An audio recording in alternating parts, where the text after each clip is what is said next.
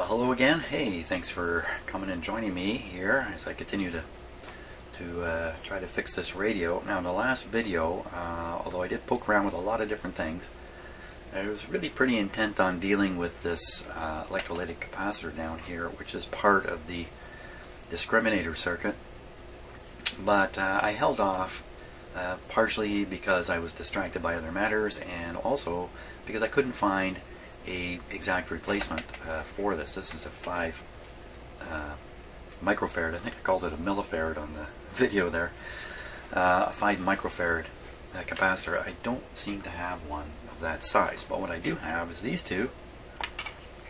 This guy here, he's close. That's 8. This is nothing new about this. This has come out of something else. I'd have to test it to be sure. It is really 8, but its breakdown rating is only 50 volts, and the one that's in there is rated for 100. 100 seems kind of crazy high to me, but I don't really know for sure what kind of voltage is in here. Then I have another one. This one has much larger capacitance, 22 microfarads, but its withstand voltage is way higher. It's 250. So word on the street is you can make that capacitor really as big as you like. I guess there would be some limit on how big you make it. Probably the limit here in the radio has to do with the physical size of the capacitor and the cost of the component, therefore the cost of the radio when they go to sell it. So inevitably they're going to try to build this radio as best they can with the smallest, cheapest parts they possibly can and still have a respectable radio. So that kind of lends credence to the idea that, yeah, it's 5 microfarads in here, but it could have been 10, could have been 20, could have been 22.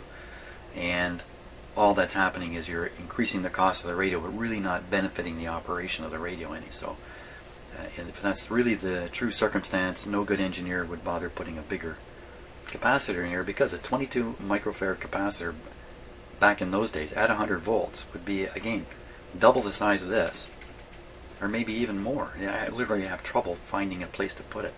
Of course, the modern capacitor is much smaller. And fortunately, this guy's got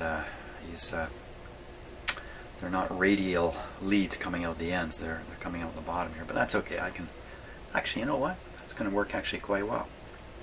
Just got to make sure I put positive where positive needs to go, and don't get it backwards. So that's what I'm going to do. I'm going to replace that right away.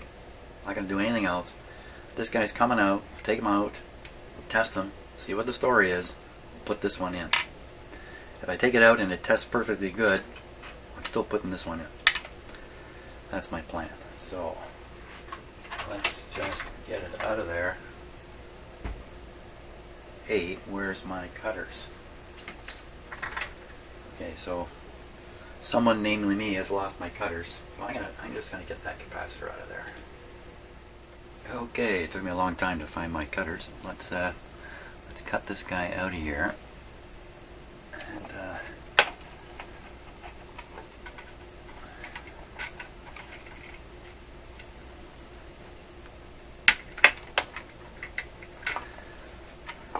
just to mark the terminal, make it that much likely I'm going to make a mistake.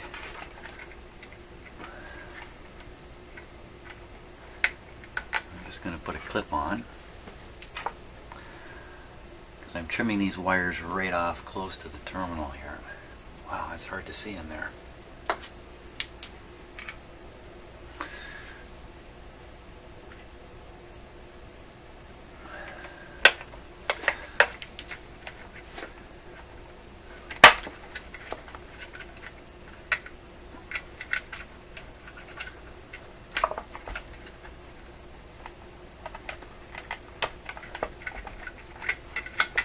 Got something. Let's see.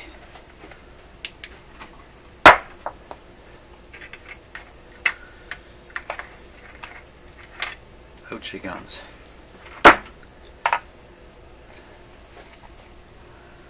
Knock my clip lead off. Okay, I'll have to worry about the correct terminals later. There we are. They're made in Canada.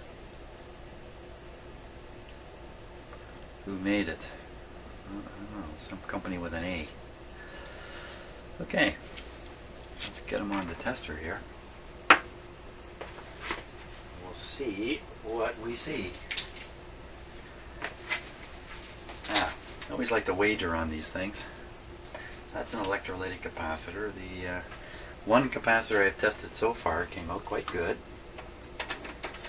So I'm suspicious this is causing radio problems. Okay, so I'm going to guess that this thing tests with a fairly high leakage. Now, I don't have as much experience in testing electrolytics. They're different. They have a certain amount of leakage. The amount of leakage they have probably right from the start is already greater than the leakage of a worn out regular capacitor. I'm not sure that's true, but something like that's going on. So I have to set my capacitor checker here.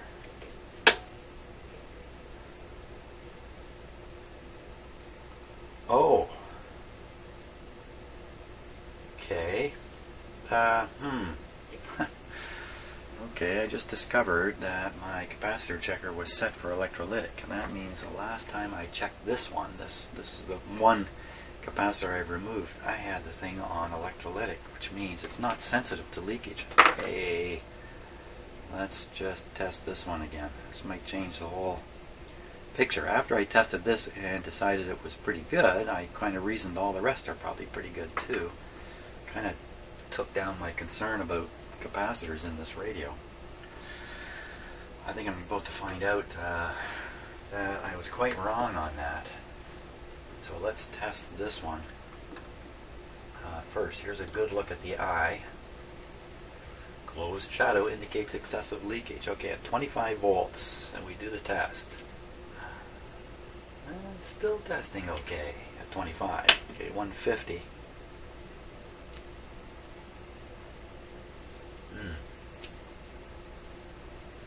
It's me turning on the test, turning off the test. Okay, so this is not testing so good anymore. That actually makes a little more sense. That makes a little more sense. So now I've gone from thinking most of the capacitors are probably pretty good, the ones that look exactly like this, and there's quite a few of them, to thinking, oh, no. No, as you might guess, they aren't so good. I was a little surprised at the good result. Okay. As usual, I'm behind half the problems I encounter. Now, put this on electrolytic. I should just make a point of always leaving this machine set to non-electrolytic. That'd be a smart move. See if I can do that. Okay. Now, as I said before, I don't have as much experience at doing electrolytics. Here we go. Machine set to test electrolytic, 25 volts. 150 volts. It's a 100 volt rated capacitor.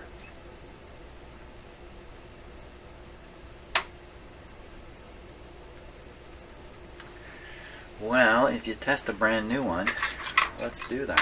Let's put a brand new electrolytic in here. And just to be sure. Now, this is a much bigger one. This is a 50 at 160 volts.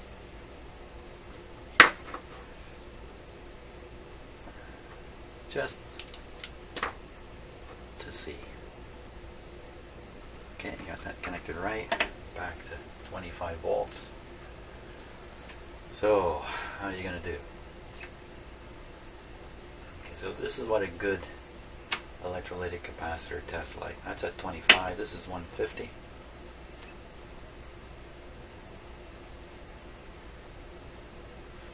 It slowly opens because it takes time to charge up the big capacitor. But it opened all the way at 150. What's the rating on this capacitor here I'm testing? 160. The rating is 160. The next level up on my meter is 250. So what's that tell me? I think that's saying the old capacitor is not so bad, not so terrible.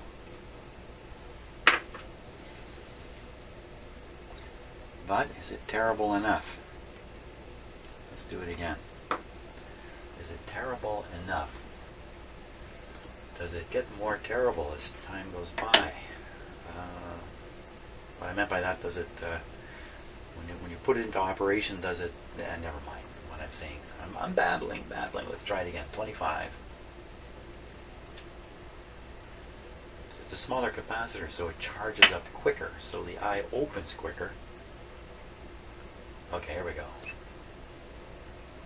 So now around 150, you can see it just is not going to open. It's going to stay there. The other capacitor, it slowly opened. So it means it's definitely leakier than the brand new one. How was that a surprise? That's not a surprise at all. Okay, so we're going to go ahead anyway. Stick this big guy in there. Stick this little big guy in there, and we'll test the radio after that. Maybe this is it. Okay, so I think we're ready now. I've got the new capacitor installed there. Just verifying I got positive and negative correct, which I do. I've disconnected all the instrumentation, so it's just the radio here.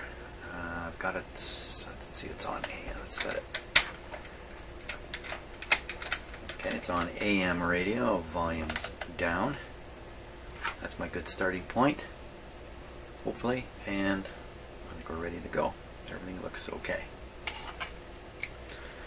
Okay.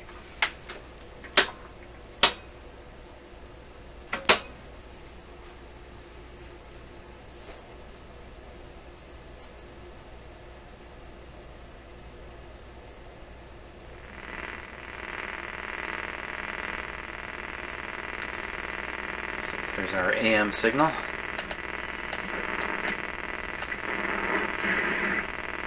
Noisy as ever. Now we'll flip it to FM.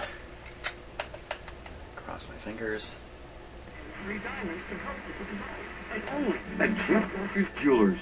Hi from Tim Hortons. I'm Denise. And I'm Aisha. We're here to tell you about our new chicken bacon ranch wrap. It starts with Tim's crispy chicken And savory bacon. And then those two flavors are wrapped up and grilled to perfection. You could say it's breaded seasoned chicken and bacon in perfect harmony.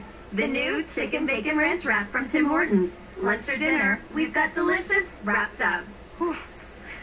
Good job. At participating Tim Hortons restaurants for a limited time. Not sure how it works, but it does. Listen live, anywhere, anytime at rock95.com. Classic rock, new rock, get it all online at rock95.com. Oh, can't let music come over like that. Yeah, Tim Hortons coffee shops. If you're Canadian, I'll bet you there isn't a single Canadian over the age of 11 who hasn't been inside a Tim Hortons coffee shop more than once in their life. Tim Hortons, man, that's our major industry in this country. And Tim Hortons on every intersection. Yeah. Affectionately called Timmy's. We call it Timmy's here. Tim Horton. Tim Horton was a hockey player. And like lots of hockey players, he made lots of money, and he invested it and started up a little business. I don't know the details of this story at all. A little coffee shop business. Unfortunately, he died young in a terrible car accident, not far from where I was growing up, actually. And Tim Hortons went on to become a big corporation and spread across the country, and it is the #1 coffee shop. And we take our coffee and donuts seriously in this country. How you like that, eh? No fade.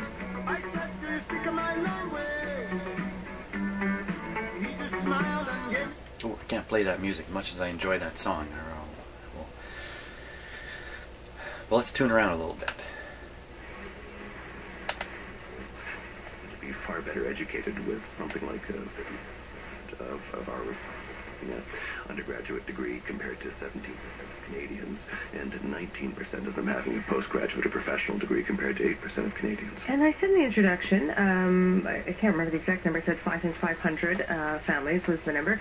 Some people may think polyamory in 2016 in Canada is on the fringe. Are they right? It's certainly less common. I don't know if I would go so far as to call it.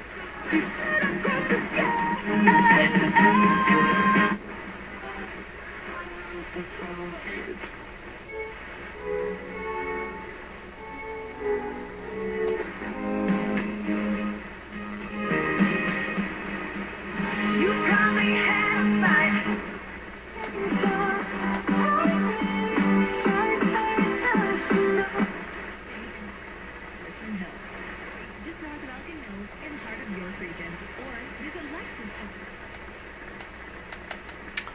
I would class that reception as very, very good.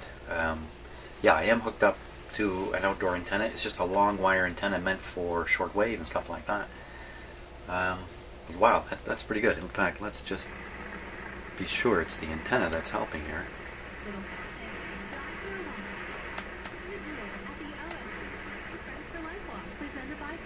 Nice weak signal.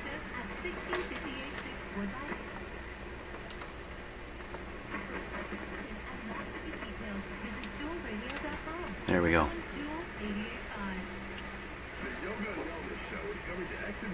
Well, now things have changed entirely. The whole picture has changed. So I think even at this point I could be pretty reassured this was the bad guy.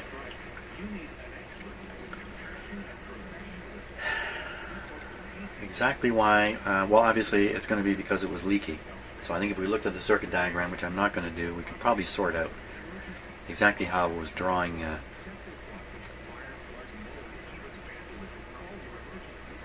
I'll take that back. Yeah, maybe we did stare at the schematic, we could figure something out, but for now, there it is, man. The one bad capacitor. Now, what am I going to do here? Because I checked this one, I didn't find it to be as good in my second test when I did it properly. If you remember, when I read the capacitance of this, 0.05, I got 0.1, and I commented that when the capacitor reads high on my capacitor checker, it's usually because it's leaky. And I remember thinking in my head, well, wait a minute now, I've got the leak test saying it's not leaky, and I've got the capacitance test hinting it is leaky. At that point, I should have been smart enough to check the setting of the switch there, which I again left incorrectly on electrolytic, so I switched it. Well, I could have caught this a little earlier, but you know what that would have done? That would have made me think maybe all these capacitors got to be changed before I go any further. And that certainly is not the case here.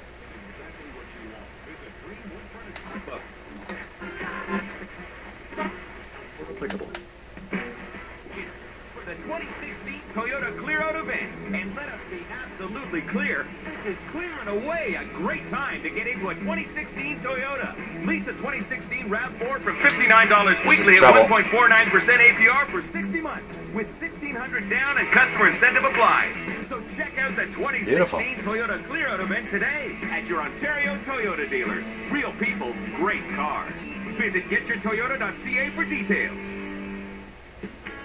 Smile like you've never smiled. Let's go get a Toyota. 3. Check.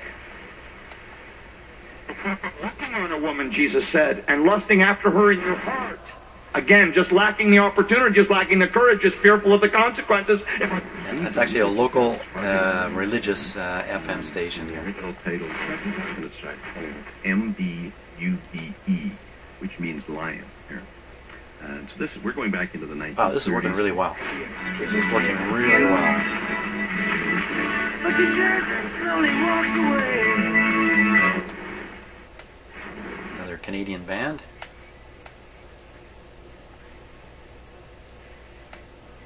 Some real weak stuff there.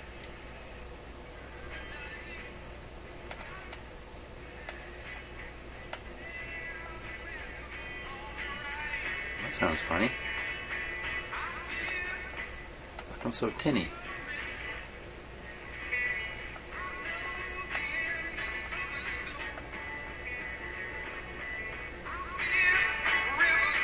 What happened? Where'd the bass go? I got the volume up pretty high too, on this one anyway.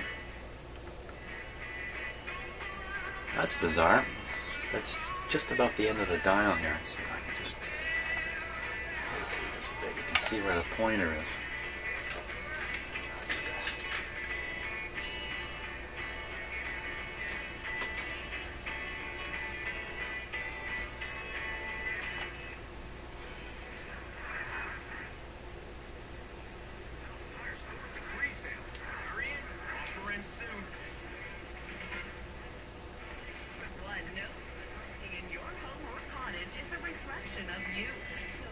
Got the volume up very high.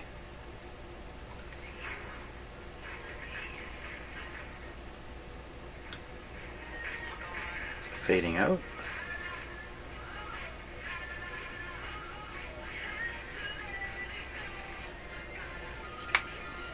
So there's some good like rock and roll FM stations in the Toronto area up at this end of the band.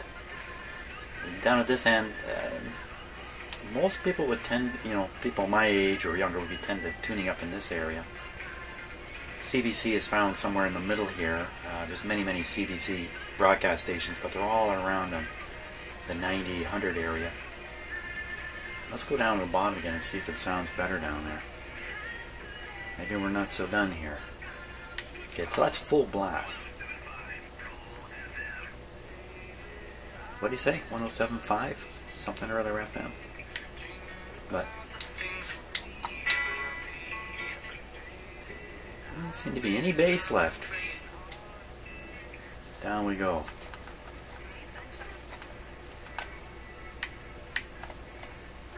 You know what? The radio is faded out. It is faded out. Son of a gun.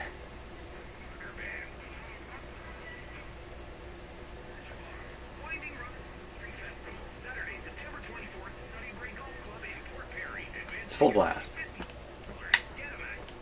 Okay, so we still got more to go, but the good thing is, I believe this was causing a problem, reducing the output on FM, making it difficult for listening to the radio here in this environment. So in a sense it was kind of pre-faded, didn't have far to go before it disappeared. Replace this, now the audio signal is much better, much stronger. It just takes longer to fade it all the way down to where I can notice it. And the bass went out first, or so it seemed. So what do we got here? Wow, it sounds like leaky capacitor for sure. I think I'm going to get busy changing a bunch more capacitors, but this one definitely was a marauder on the radio. Very good. Okay, I would have changed this on the last video if I had been bold enough to stick a bigger one in. I just was a little bit concerned that putting one in that's 4 or 5 times this size would lead to electronic problems, but it doesn't seem to. Okay, so the challenge is not over yet, but wow, I'm definitely zooming in on it. And almost certainly it's going to be one or a combination of these guys leaking that's causing the fade out at this point. Where are we now? That's full blast. And that's it. That's what we get. So there's no doubt. Now, this fade out could be a vacuum tube too.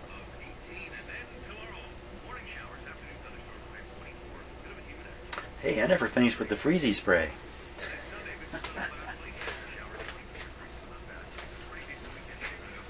Yeah.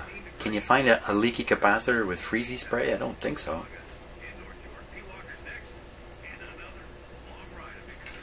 There we go.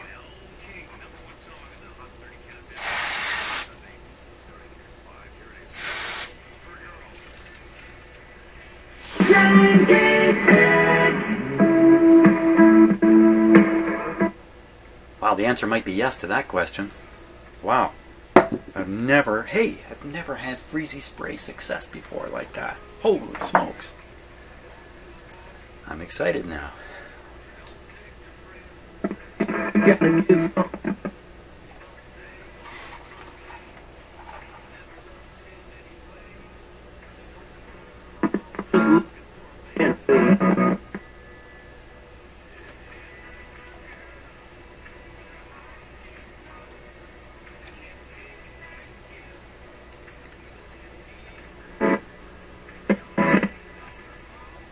Hey, look at this capacitor. It looks like it's been cut here and resoldered.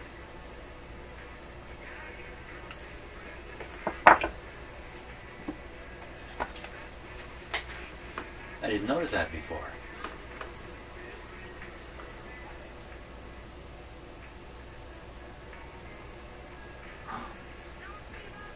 Ooh. Bad soldering here, I think. It looks like a tack-in. Let's take a real close look at that. And a light freezy spray success. Who'd have thought that? I've tried freezy spray quite a number of times. I've had minimal success with it, but I certainly have a lot of fun. Let's take a good look here. So it looks like a layup, a lap solder job, where you just lay the wires against each other and then solder it. There's a good chance there's no wire-to-wire contact in there. It's just all solder. This also tells me I'm not the first person to come in here and look at that. This is it.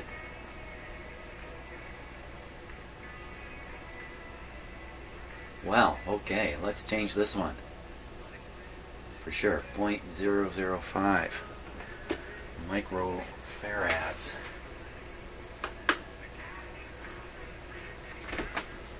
Hey, I'm having a good day. Let's cut them out of there quickly. What do I do with my cutters again?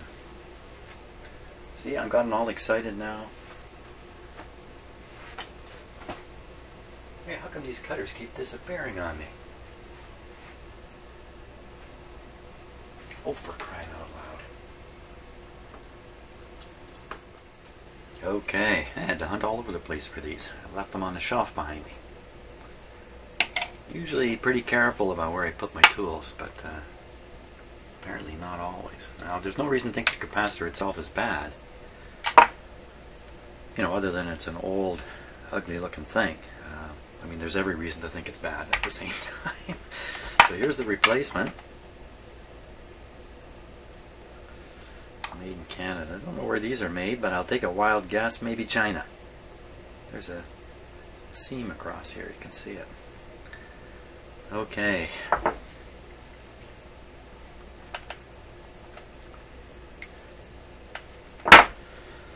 think I'm going to go right up onto here.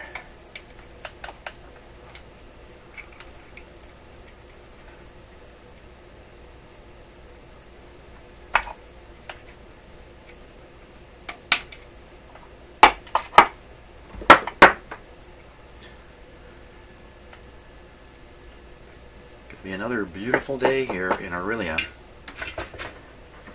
Aurelia is known for having a lot of sunshine. In fact, one of its nicknames is the Sunshine Capital of Canada.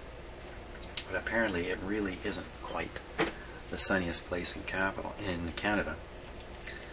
But it's obviously near the top. Boy, this summer has just been wonderful, except for the lack of rain. You can't have both endless sunshine and rain. I can't have both those things. So.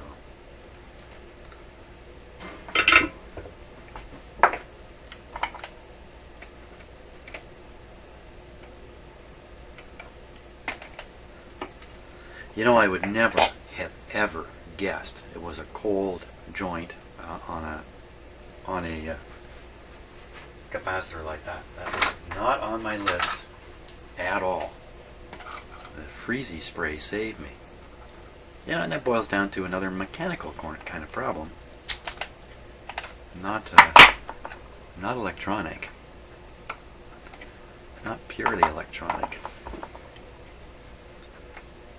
That is so often the case with these things. I'm calling a cold solder joint a mechanical problem. Certainly couldn't call it, well, I was going to say certainly couldn't call it electronic, but I guess you could because it's a bad connection, so the electrons cannot travel. How fast do electrons move in a wire? Okay, if you said speed of light, slap the top of your forehead, you're way off. You're way, way, way off. If you've studied electronics or electricity, you may know the answer to this question. I was startled when I learned this.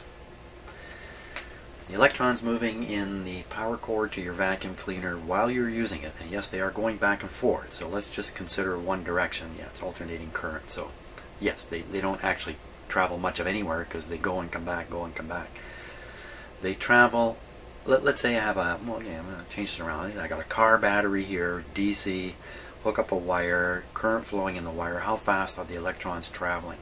They're traveling at about this speed. Maybe not even that fast. They're barely moving. They're barely moving.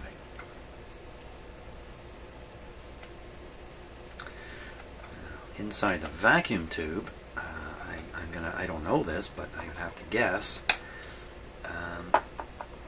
they move at very high speeds as they're accelerated by the electric field. So inside a vacuum, like a vacuum tube,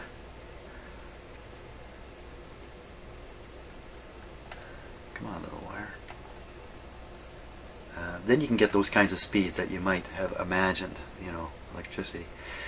That's why the electrical energy travels the speed of light or close to it. Speed of light. I watch a lot of physics videos and stuff like that. I love that stuff because it makes me question everything. It makes me face up to the fact that I don't, and nobody really knows what's going on in this world, in the universe. I got a pretty good idea now. Where was I going with that? I don't even remember. There we go. These won't be badly soldered.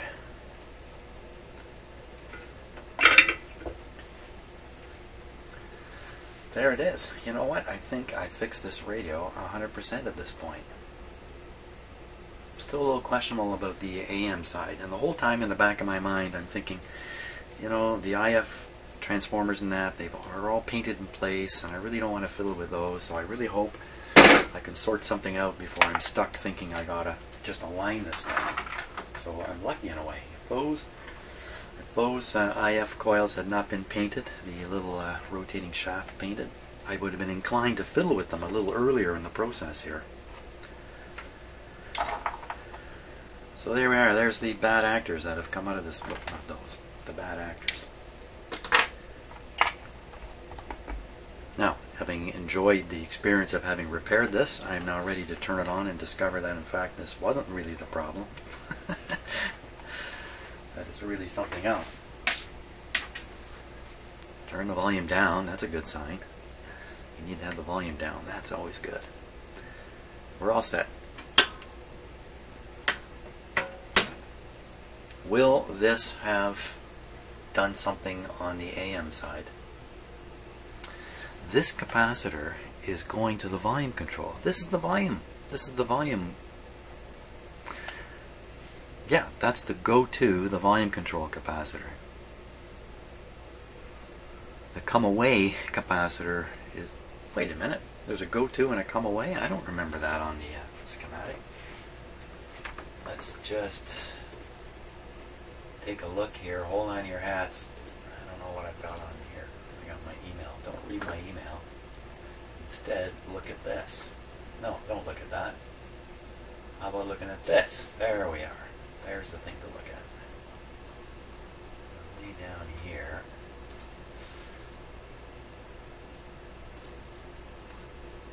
There we are. So what did I just do? I just did on the volume control. So let's check this out here. So here's the volume control. Oh yeah, so there's one here on the slider, and this is the one I just went after. 0.005, 400 volt. He's the fader. Wait a second, how come it wouldn't fade on AM then? I don't know. I'm too curious about whether it's going to work now to spend too much time pondering at the moment.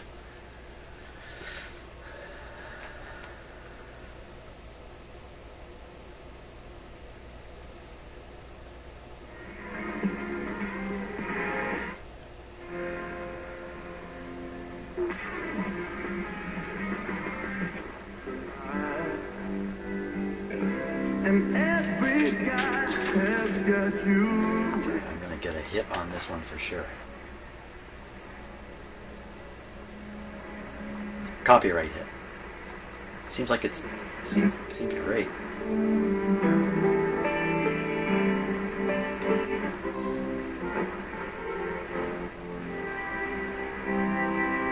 We run the rig. I had time to off. You understand? You know, and I've been doing this a while, and you begin after a while kind of see things fall into patterns. And it turns out, you know, submarine captains and captains of airplanes and, you know, the men who are going to run something that catastrophe can happen within. They all have certain things that are. And I will wait for you. Does it well, and so I did the best I could to to capture that, and within what I felt, also the writer who had done a lot Okay, of so that's a homework. good solid volume. Pretty true to form. Let's let it run I'm for a while hoping here. Jimmy sees it someday and enjoys it. I don't 10 expect o'clock. to ever hear about it, but I'm just You hoping will. that he. I'm hoping that he. Okay. I turned down the volume now, so notice volume remained good. But if you listen to that, if you want to play it again, I can rewind the video. I can't let the music come across or I'll be in trouble for copyright violation. I won't be in trouble. It's just that YouTube has a way of handling copyright situations and that. So I'd rather not have that happen. So what I noticed is after quite a bit of time, maybe a slight reduction in the output volume, but an increase in distortion. Can't really hear it in talking. You know, people's voices are full of harmonics, and it's tricky to listen to a talking voice and detect the distortion. But in music, I think I can hear it. So now that's not very surprising. I mean, there are all these capacitors, and I know from testing. Hey, I never tested this one. Let's test this one right now. Any one of these could be leaking. Now, there's again the problem with this one was a bad solder job. But you know, it looks exactly the same vintage. So why it was cut out and soldered back in, I don't know. You will find capacitors where people have cut one lead to interrupt the circuit as part of their testing, and then they'll solder back the one lead. But to find both leads suggests a complete replacement. Yet it looks just as original as the rest. So I don't know. Who knows, you know? Who knows what really went on? Okay, so you just watch from there. Let me test this guy here. What's its rating? I think it's a 400? Yeah, 400, so it has a high rating. Just waiting for Mr. I to come on. Okay, so you might have trouble seeing that. Maybe I'll just put this a little closer. Might help a bit. Here we go. Well, it popped open very quickly. 150. Okay, so this is on the right setting now. Popped open about halfway.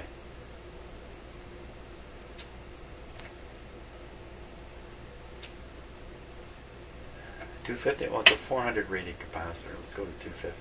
Or yeah, 250 volts. It won't open. So you know, no surprise there. But now I've had two of these capacitors come out, both of them looking apparently the same condition, both of them showing a degree of leakage probably beyond what you really want in the radio. So I am now encouraged to go further on two bases. One is the two capacitors indicating probably they're all leaking a bit. Secondly, I've had another slowly to develop problem, this time distortion. To me that suggests a grid being lifted by a leak in a capacitor, which is really quite possible.